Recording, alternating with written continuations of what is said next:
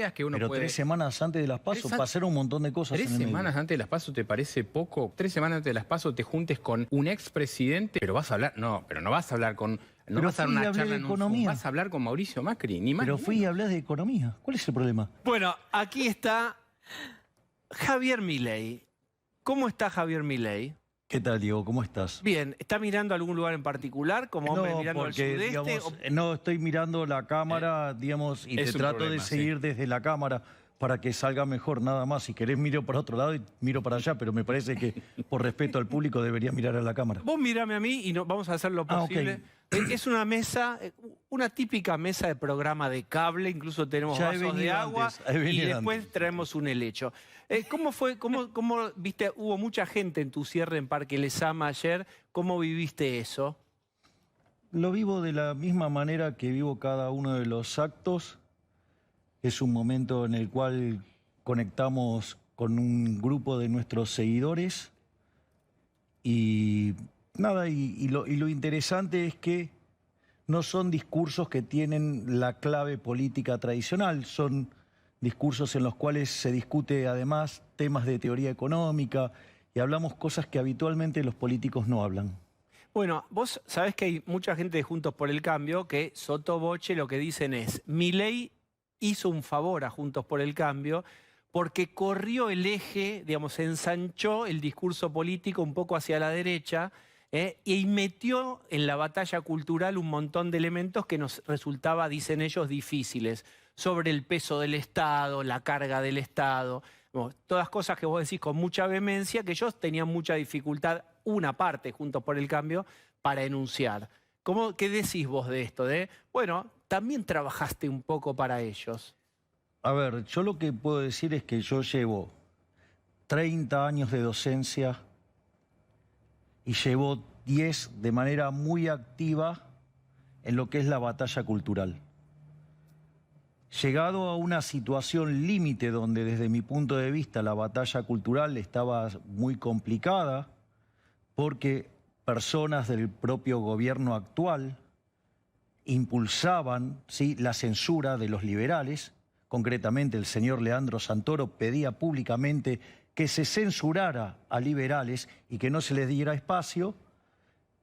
Nos quedó claro que la batalla cultural en su formato en el que lo veníamos haciendo estaba un poco complicado. Eso también se notó con la menor cantidad de liberales que hay hoy en los medios de comunicación. Y en ese contexto... Pero ahora hay más liberales en los No, ahora con la campaña hay más. Si vos comparás, antes había mucho más. O sea, te ibas a encontrar con un conjunto de más o menos 10 liberales que, digamos, eran parte estable, digamos, en todos los programas. Es más, el pedido de censura, digamos, de Leandro Santoro fue explícitamente, además, sobre mi persona y lo hizo en cámara. O sea, una vergüenza. Bueno, digo, nada de sorprender.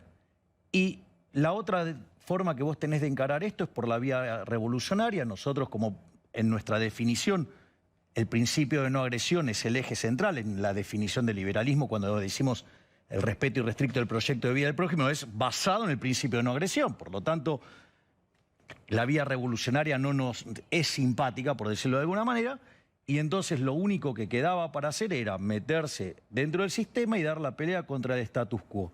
Y creo que desde ese lugar hemos logrado correr el eje del debate. Hay muchas cosas que hoy se discuten y que están en el eje de la discusión porque hemos logrado correr el eje del debate. Es como vos estabas señalando. Y eso para mí es un avance significativo.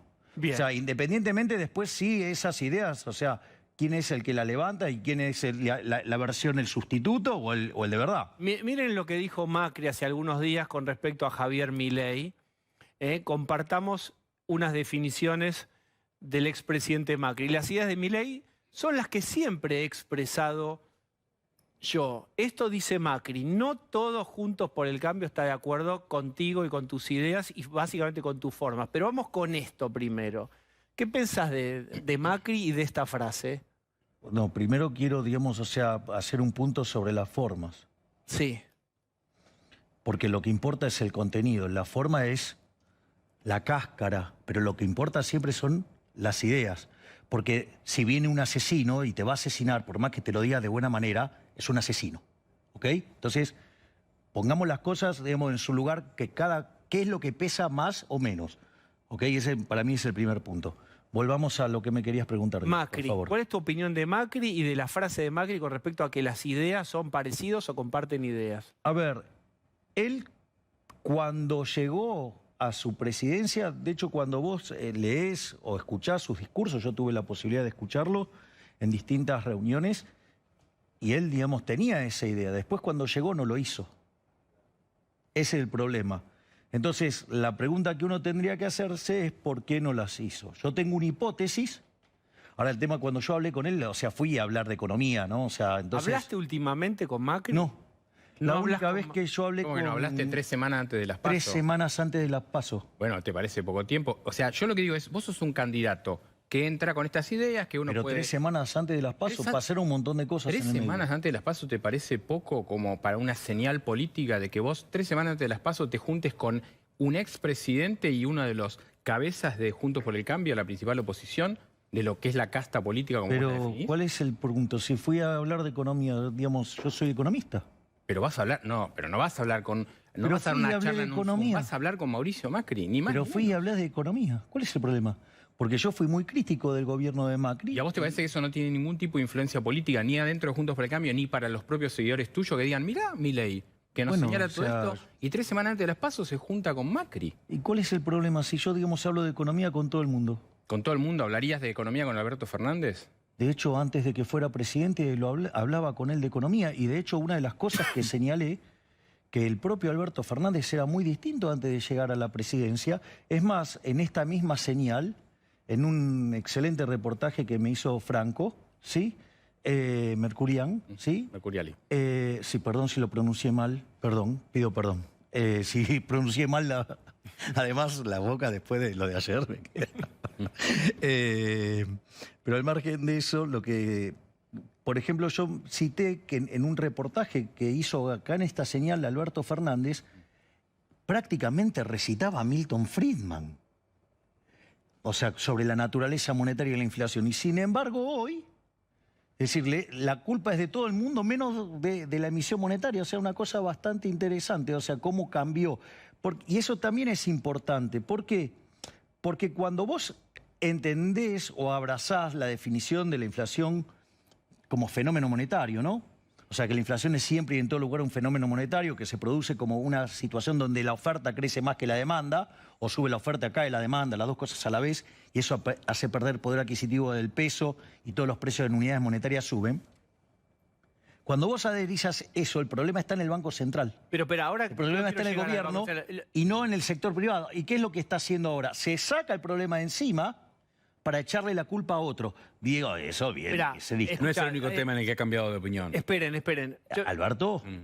Perdón. No, ha variado en varios, pero digo, ha variado su posición respecto a Cristina, ¿no? O sea, así que sin Permítame, lugar a porque dudas es un buen punto. estamos charlando con vos, con Javier, sobre, digamos, proximidad o lejanía con el espacio de Juntos por el Cambio y sobre todo con el PRO, ¿no? Vos tuviste una gentileza, dijiste, Macri no es casta política. Yo no dije estrictamente eso, dije otra ¿qué cosa. dijiste? Yo, a ver, y eso, digamos, Carlos está de testigo. Pablo. Perdón, Pablo. Uy, hoy tengo Hoy un día estamos con los nombres. Hoy tengo un día con los nombres que estoy tremendo. A ver, el punto es el siguiente. Cuando estuve en La Rosca, Sí. yo señalé cómo yo entiendo el ordenamiento político, que es una cuestión de índole personal, no es, digamos, o sea, es una opinión personal, porque, digamos, además encima yo soy economista, o sea, que esto es una posición personal. Yo creo que la política le debe a los argentinos un reordenamiento en términos ideológicos. Y para mí, de un lado están los colectivistas, por otro lado están los que defendemos la libertad. Sí, dentro de los colectivistas, desde mi punto de vista, ¿quiénes están ahí? Está la Unión Cívica Radical, que es la Internacional Socialista, está la Coalición Cívica, ¿sí? Está, digamos, las palomas de Juntos por el Cambio, está el kirchnerismo, están, digamos, la izquierda inviable. Eso es lo que está en el lado de los colectivistas. Y después están los que defienden la libertad, los que ponemos en el eje central la libertad. En ese contexto, obviamente que vas a tener liberales, o sea, en los liberales hay 3 familias, están los clásicos, están los minarquistas, están los anarquistas, o sea, los libertarios. O sea, no solo eso, digamos... ¿Y Macri dónde va? Para un poquito, o sea, ya voy a llegar. Están los conservadores, también llamados paleolibertarios.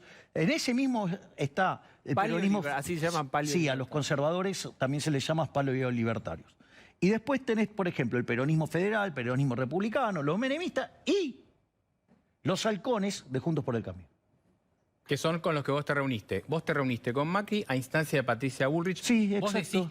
decís que hablar de economía, y no hay por qué de negar lo que vos decís, porque es así, pero digo... Pero Es no que tiene, fue así. pero no Yo, tiene, perdón, ¿me puedo pero no meter? tiene ¿Qué una... tiene de malo? No entiendo No. lo raro. Si todo el mundo, en el swinger de la política, todo el mundo se junta con todo el mundo, después ve qué hace, pero... digo, no es ingenuo políticamente, porque él dice que combate a la casta política. Entonces yo lo que digo es... Bueno, ir a de una hecho, reunión a ver, con Macri de la mano de Patricia Bullrich, eso no es muy lejano a la casta política. si vos querés, o sea, Macri tiene menos de casta que el resto porque justamente, o sea, viene del lado empresarial, antes, después de estar como empresario, Diego fue presidente de Boca, hizo una carrera, digamos, por afuera de la política, y de hecho cuando se metió en la política... fue criticado muy duramente por la política. O sea, ¿cuál es el problema? O sea, porque además, y esto hoy, que no es 3 semanas antes de las PASO, y que en ese proceso uno va haciendo una evolución, esto es como un curso hiperintensivo y acelerado, porque una de las cosas que más contento me pone de todo esto es que aprendí un montón de cosas. O sea, aprendí un montón, eso está buenísimo. Entonces, y espero seguir haciéndolo. Hoy, si yo me sentara con el expresidente Macri, yo le preguntaría por qué él no pudo plasmar la agenda que él recita. Esa sería mi pregunta. Yo tengo una hipótesis, pero eso es parte de otra cosa. Yo te hago esta pregunta. Cuando vos decís no tiene que existir el Banco Central, ¿lo decís como es una frase simbólica, casi provocadora, o literalmente tendría que pasar el camión y demoler ahí? Yo creo en eso, porque la cuestión es moral. O sea... Pero digo, una cosa es decir, el Banco Central tiene que tener un reglamento, tiene que volver al reglamento anterior y tiene que manejar la moneda argentina y darle valor, que eso fue su misión histórica, y otra cosa es hay que demolerlo. Porque son distintas visiones. Mi visión tiene un argumento técnico, obviamente, tiene un argumento empírico y basado en la historia argentina, y tiene, por otro lado, un argumento moral. Para mí el argumento más importante es de índole moral. Es decir, ¿acaso acá quién está a favor del robo? ¿Alguien está a favor del robo? ¿Cuál es el paralelismo con el Banco Central, lo del robo? Bueno, te lo hago con un ejemplo. Con el Banco Central como debería funcionar. No, que es que como debería funcionar, eso Hayek te diría, oiga, la fatal arrogancia se llama eso. No debería haber Banco Central. Si querés te doy todas las condiciones técnicas para que un Banco Central no haga daño. Y te vas a dar cuenta que vos solamente para cumplir todas esas condiciones hay digamos, que tiene que ver con el uso del conocimiento en la sociedad. La pretensión del conocimiento. Son todos trabajos de Hayek que te dice que si vos haces el listado de todo lo que tendrías que saber, tendrías que ser Dios para hacerlo. Entonces, pero déjame que te cuente por qué el Banco Central es una estafa. Suponete que estás en una economía que hace transacciones en oro, en monedas de oro. Yo me encuentro con un físico, me encuentro con un químico, ¿sí? Y me vienen a ver y me dicen, mira, conseguimos la forma de convertir el plástico en oro.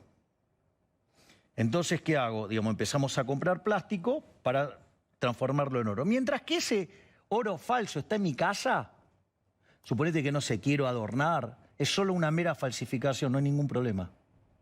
El problema radica en cuando yo ese oro lo trato de meter adentro de la economía. Porque eso es una estafa, es como que yo te quisiera cambiar ese oro falso que nadie se da cuenta por un oro verdadero. Eso es una estafa. Ahora, la estafa, digamos, o sea, vos no cambiás cosas, digamos, o sea, si no habría que estar volviendo a la teoría del valor trabajo, o sea, habría que ir muy atrás para pensar que vos cambiás cosas de igual valor. Javier. Para subjetivo, digo, objetivo, o sea, con lo cual digo, pero en realidad los intercambios son subjetivos. Entonces, ¿cuál es el punto? El punto es que cómo se traduce ese elemento. Eso va a generar una pérdida del poder adquisitivo del oro, porque aumenta su oferta respecto a la demanda, que nadie quiere, y eso que hace que todos los precios expresados en oro suban. eso que vos ves ahí, esa suba de precios, es una estafa. Y el único que puede hacer eso sistemáticamente, ¿sabes quién es? ¿Quién puede falsificar dinero todo el tiempo?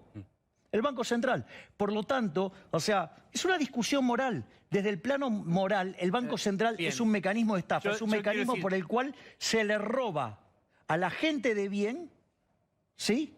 Se le roba a la gente de bien para que se beneficien los políticos. Bueno, espera, permitime hacer una propuesta, que es, como queremos preguntarte de varios temas y no hay infinito tiempo, intentamos preguntas muy breves y vos ensayás preguntas breves y lo más breve que pueda. Dale, Osvaldo. Mire, hay una cosa que no me quedó claro suya en el debate.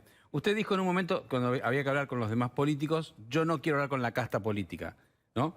Sin embargo, ese debate era para conseguir un lugar en la legislatura, en donde usted va a tener que hablar con más de 250 representantes de lo que usted dice que es la casta. Digo, ¿cómo va a ser esa charla, si usted dice que no quiere hablar con ellos? Porque es un planteo desde la moral. La diferencia respecto al mecanismo tradicional que aborda un político en este enfoque que nosotros proponemos y que ayer, de hecho, en el discurso lo expliqué, tiene que ver con una interpretación de la política desde lo moral. Ejemplo, acabamos de discutir el tema del Banco Central. Yo te dije, tengo argumentos técnicos, tengo argumentos empíricos, tengo argumentos aplicados a Argentina, ¿sí? Por lo cual justifico lo que digo, pero sobre todas las cosas hay un argumento moral, porque robar está mal. Es decir, cualquier definición de política vos la podés plantear desde lo moral. Entonces, por ejemplo, yo jamás voy a proponer una suba de impuestos, jamás voy a proponer crear nuevos impuestos, jamás voy a ir contra la libertad, jamás voy a ir contra la propiedad y mucho menos jamás, o sea, y mucho menos iré contra la vida, o sea, jamás iré contra la vida. Entonces, en ese contexto, vos tenés un ordenamiento moral. Y después los proyectos que yo voy a enviar y que voy a proponer tienen que ver con proyectos que le vayan devolviendo libertad a los individuos. Es decir, quitar la bota opresora del Estado de nuestras vidas. Ahí está clarísimo. Es muy binaria la política argentina, muy agrietada. Bueno, hay dos grandes espacios. Lo tuyo es muy meritorio, te fue muy bien, sacaste una cantidad enorme de votos, pero probablemente tengas que, si entras, que parece que sí, vas a tener que, digamos, votar por un espacio o por otro en las leyes que propongan. Más allá de los matices y las diferencias, etcétera, ¿de dónde te sentís más cerca? ¿De Juntos por el Cambio o del Frente de Todos? Yo me siento más cerca de donde estén los valores de la libertad. ¿Y dónde está? En cualquiera de los dos, estos dos espacios, ¿dónde está más cerca? Pero es que, a ver, porque vos me lo planteás así, digamos, ¿quién es el responsable de la ley de alquileres? Lipovetsky. ¿De dónde es? Sí. De Juntos por el Cambio. Bueno, ahí estaría en contra. Bueno. A ver, te doy otro caso. La ley de góndolas, que es un avance sobre la propiedad. ¿De quién es? El Frente de Todos. No. La ley de góndolas no. Es de Carrió, a instancia de Prat Gay. O sea, un avance contra la propiedad privada. Ahí no voy a estar de acuerdo. Ejemplo, ahora viene el presupuesto. A ver, el problema, digamos, del presupuesto y el problema del Fondo Monetario Internacional, en realidad el problema no es el Fondo Monetario Internacional, el problema es que tenemos deuda. Terminamos en el fondo porque no la pudimos rolear. ¿Y por qué tenemos deuda? Porque tenemos déficit fiscal. La deuda es absolutamente inmoral. ¿Y cómo quieren hacer el ajuste? Digo, porque si vos haces el ajuste no tenés un problema ni de deuda ni tendrías un problema de insolvencia. Ahora, el problema es que Argentina, ¿cómo hace el ajuste? Si el ajuste va a recaer sobre los argentinos de bien, que son los que producen, ahí yo voy a estar en contra. Sí, o sea, lo que yo voy a pedir es que, y lo que voy a proponer es que el ajuste caiga sobre la política. Ping-pong breve, por fuera de la economía, y te lo pregunto porque hay muchísimos pibes que te siguen a vos y te están viendo en una edad en donde absorben como esponjas conocimiento y es importante tu palabra. ¿Hay calentamiento de la Tierra o no hay, según tu mirada? Pero breve, sí, no y un par. No, si no, no. Si no, no te contesto. O sea, cuando vos mirás 420.000 años de historia del planeta Tierra, para vos hay ciclos. Hay ciclos. El mundo, en estos 420.000 años que estoy analizando, tiene 5 periodos, ¿sí?, en los cuales el planeta está más caliente, por decirlo de alguna manera. De esos 5, este es el más bajo de todos, primer punto. ¿Te preocupa la emisión de gases? No, para. Sí. Vamos por parte. Punto 1. Punto 2. Si yo tomo los últimos 10.000 años, estamos en el momento de temperaturas más bajas. ¿Sí? De hecho, en la época del Imperio Romano era muchísimo más alta la temperatura. Bueno, todo esto te lo chequearán. No, yo te estoy contestando, digamos, técnicamente, porque te voy a explicar dónde están los problemas. Todos esos problemas que se arman ahí tienen que ver con las proyecciones. Te cuento que los ecologistas en los últimos 50 años pifiaron 12 proyecciones brutalmente. Las más escandalosas son las del Club de Roma. Pero al margen de eso, ¿de dónde salen los errores? Primero, porque no contemplan los efectos del sistema de precios, no contemplan el comportamiento humano, no contemplan la tecnología y después parametrizan mal.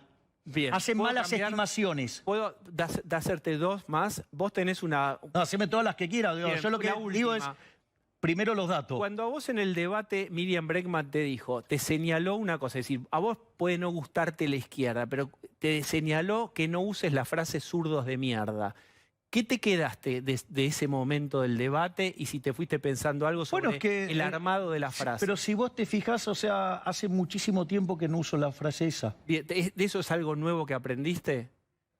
Pero claramente, o sea, uno, digamos, va evolucionando en el tiempo. Okay. Entonces, igual a lo que voy es, uno va haciendo correcciones. O sea, yo entiendo que hay videos viejos y como esos videos se reciclan, ¿sí? Entonces, una de las cosas que pasa es que de repente te encontrás con videos de hace 5 años, de hace 6 años, y dices, mirá lo que dijo Milei. Y en realidad digo, sí, bueno, está bien, pero en algunas cosas, o sea, yo fui evolucionando. Por eso yo lo que propongo es que miren lo que vengo haciendo en los últimos 3 años. O sea, en los últimos 3 años estoy bastante más aplacado. Yo cierro con esta idea, digamos, es sumamente personal. Digamos, tenés influencia... Ya no es marginal tu voz, es una voz importante, por eso nos parece importante también ir aclarando algunas cuestiones por fuera de tu pensamiento económico, que raramente has elongado un poco la conversación pública con ideas que eran tabú y vos has hecho mucho. Pero Diego, hay algo muy interesante. Vos mismo estás señalando el tema de que siempre se me hacía hablar de economía. O sea, por eso no sorprende que cuando fui a verlo al expresidente Macri 3 semanas antes de las PASO, solo hablamos de economía. Es más, te voy a contar un dato de color. Y cerramos con esto, dale. Cuando yo salía y que nos íbamos caminando con Patricia Bullrich, Macri se quedó hablando con mi hermana de Boca. Está muy bien. Javier, gracias. No, gracias a vos. Bien, gracias a toda la mesa y perdón por el...